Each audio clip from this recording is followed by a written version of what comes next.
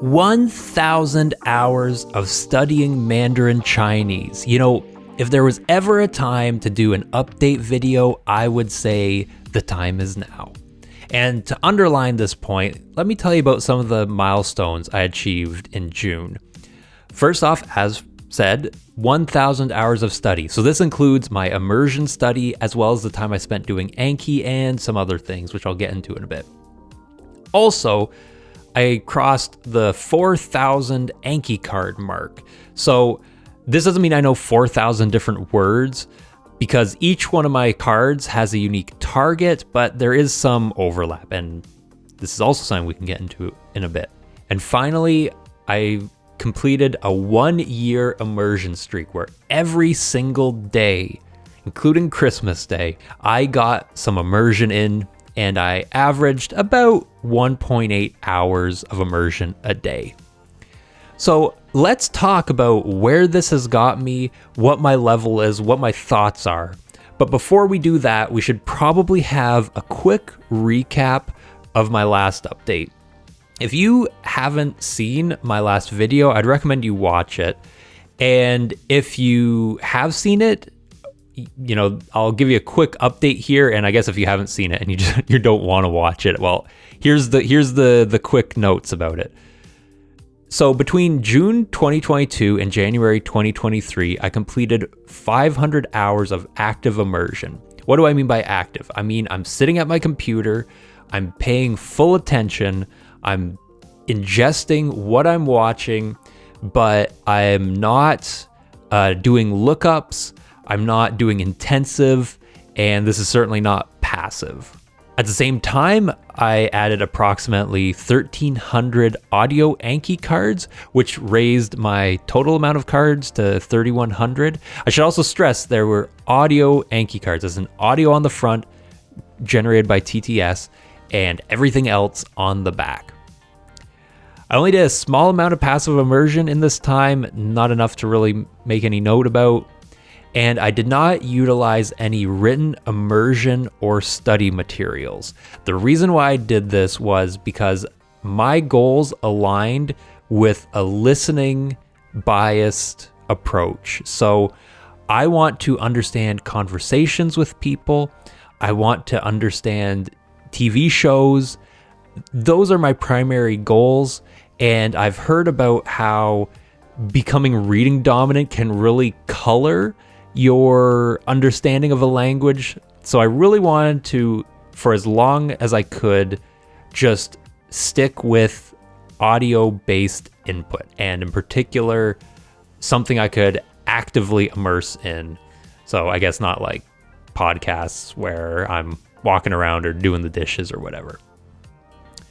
So the results from this were I went from barely being able to hear simple, common words to being able to follow the general plot line of shows that I considered to be on the easy end of comprehension. So I started off watching Inuyasha dubbed in Chinese, which may not be the best choice, but I started off watching that and I could not identify anything when they were speaking. It was just flying across, and I knew a few hundred words at that point. I had done several failed attempts at studying Chinese prior to this, so I was surprised that I could understand nothing. By the end of it, I could understand it, and some shows that were pretty simple, I could actually get the plot line just from what I could grasp onto in my comprehension. Now, to put a bit of a damper on this, I have to say though, the amount that I was comprehending was significantly less than the amount that I was not comprehending. So most of my input, I was still not able to understand. And while this was kind of demotivating a bit, it gave me pause to think about how can I modify my language learning routine and what can I do to address these shortcomings. So first off, I had to identify those shortcomings. What did I think was lacking in my abilities? First off, vocabulary. I think this is something that never goes away. You're you can never know enough words, but simple, if I knew more words, I would understand more. The next thing is I realized that known words were going by too quickly for me to be able to grasp onto them and understand what they meant.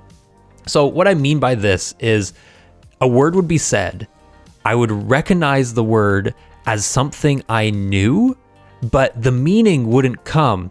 And then they would, the characters would continue talking and I'd be then either distracted or just moving on to the next thing.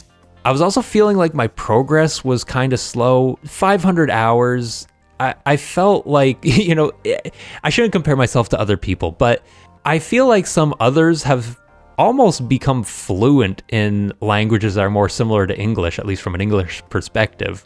I realize that Mandarin is a different animal, but I couldn't help but feel like I wanted to speed up my progress, and I realized that doing the audio-based approach was slower than reading, so I kind of knew what I was in for. But also, unfamiliar sentence structure or concepts were tripping me up. This is just another way to say I needed to get some more grammar under my belt. So what did I do about this? Well, now we're going to get into what I've done between the last update and now. So first up, I decided to turn up the dial on Anki. I wanted to get to 4,000 cards. Now, if you remember from a previous slide, I said I had 3,100 cards by the end of the 500-hour immersion journey. So 4,000 from 3,100 doesn't seem that much like it's that much more, but in reality, that's almost a 30% increase. So 30% more cards in my deck means that's a lot more vocabulary. Next up, I decided to add a timer to Anki. My reasoning was being under the gun would force me to recall the meaning quicker or else I'd fail. And when I say I put a timer on Anki, I didn't just mean like a passive timer. I added an add-on that will turn over the answer when the time is up. I realize this is only part of the problem. Known words were going by too quickly for me to understand. I realized that another part of this issue is I just simply hadn't internalized the word enough, essentially. But this at least partially has addressed the issue.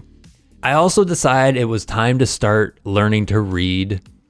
And I did this through utilizing a modified version of the Refold 1K Chinese deck. As I said, this is more about an efficiency boost, even though I want to avoid becoming reading dominant. I realize that if I want to speed up the process, I'm going to need to start reading. And I also decided to find a way to learn grammar, and I did this through Pimsleur's. And that's going to come as maybe a bit of a head scratcher for many of you, especially those who are familiar with AJAT and, kind of the more burn the boats type learning. But I'll explain why. First and foremost, it develops a good party trick. Now, this is the wrong reason to learn it, but it develops a pretty good party trick. As immersion-based learners, we all have experienced people, friends, relatives, people who natively speak our target language, being interested in the fact that we are learning their language, and they say, "Oh, why don't you say something?" And you can't say anything.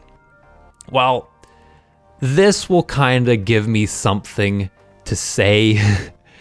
A long time ago, the better part of a decade ago, I did the first unit of Pimsleur's, and whenever I say something, I learn from that. People are always they engage with me differently than if I just, my mind is blank when they ask me to produce anything in the language. So first off, it's a good party trick. It kind of shows people that I am learning the language in a way that they can understand. Secondly, it's a good source of grammar, and it's explained in context too. You're immediately using the grammar point as intended. So this has been pretty key in a few cases for me. I can tell you for sure that there is stuff that has been unlocked in my immersion because I learned the grammar structure in Pimsleur's.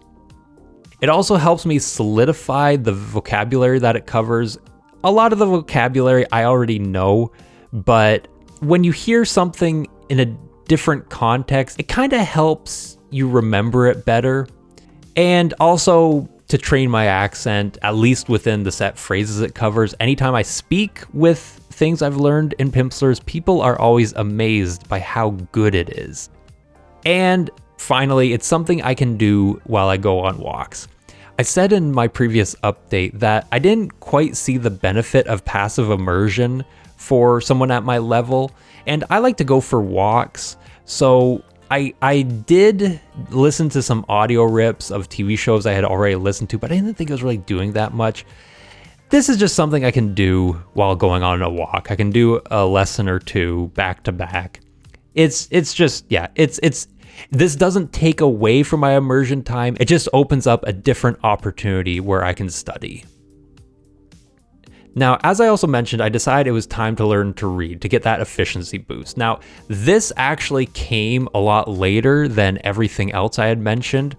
I decided to do this starting in early May, and I decided I would reduce the amount of vocab I was studying in order to start the 1K Mandarin deck.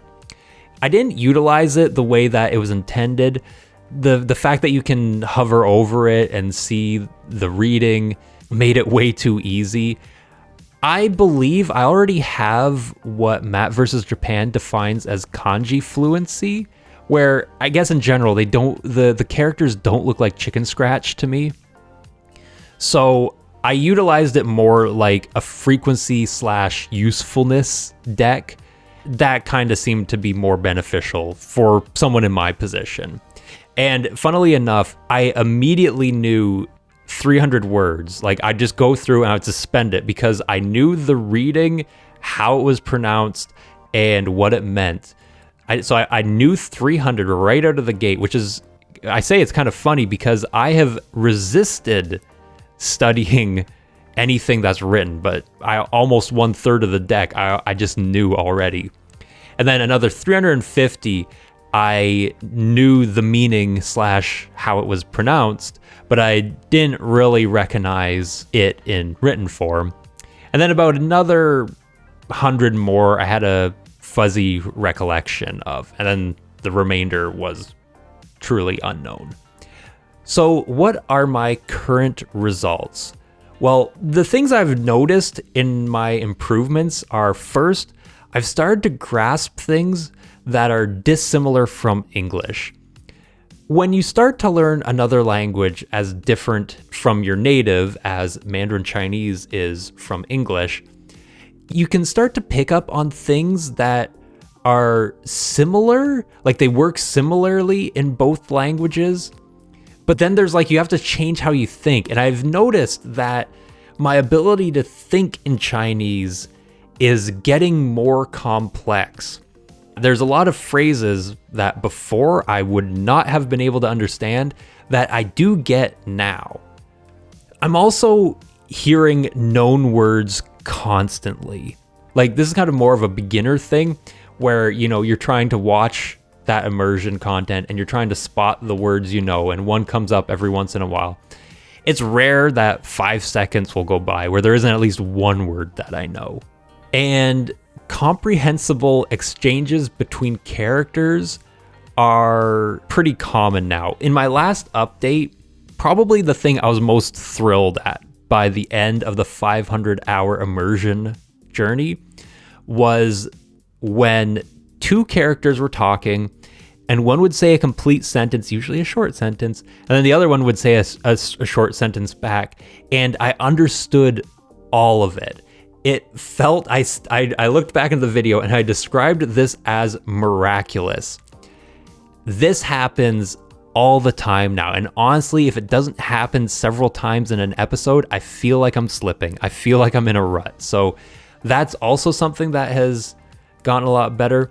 And I don't know if this is an improvement, but my understanding has seemed to become more black and white. There's less stuff that I get the gist of, or that's in like a gray area. I'm really not sure why this is, and I don't know if it's considered an improvement. It's like, it's either I know it or I don't. There's kind of like 3 categories of things going in my ears as I'm watching something. The first is stuff that I comprehend. The second is stuff that I can parse. And the third is essentially white noise. It's just static. And I feel like that section of stuff that I can parse has been more absorbed into comprehension. It's kind of eroded. And so it seems like either I understand it or it's in that category of it's still kind of white noise. I still need to do some more ear training. So what do I think my next steps are? Well, first up, I'm going to start reading webcomics. And in fact, I've done this just a couple days ago. And on top of that, I've decided I'm going to start doing intensive immersion. Also, if it's not clear, I've been immersing all this time. I did say, after all, that I've been maintaining a 1-year streak of immersing every single day. And when I start doing reading, well, reading is immersion, and intensive immersion is, of course, immersion, but I'm still planning on doing regular free flow immersion as well.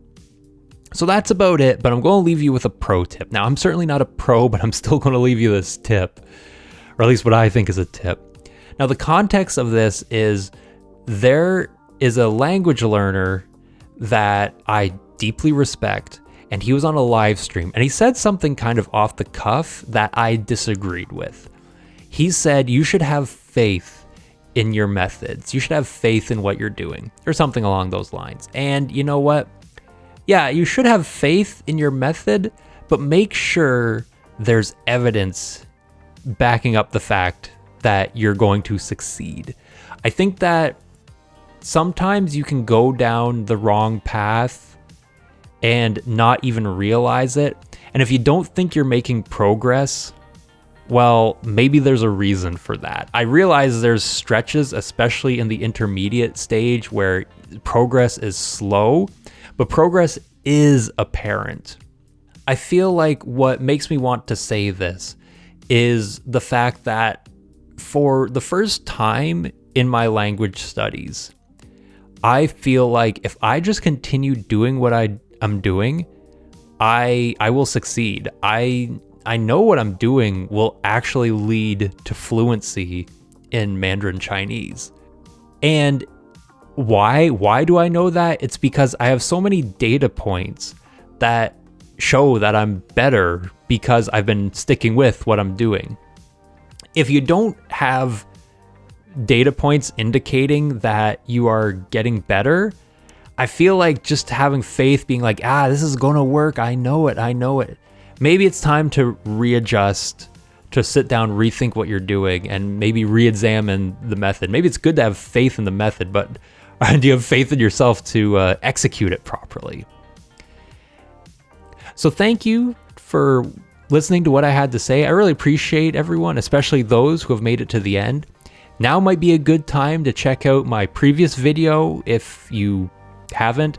Maybe you're watching this in the future and I have another video to watch. Either way, thank you for listening to what I had to say, and I will catch you in the next one.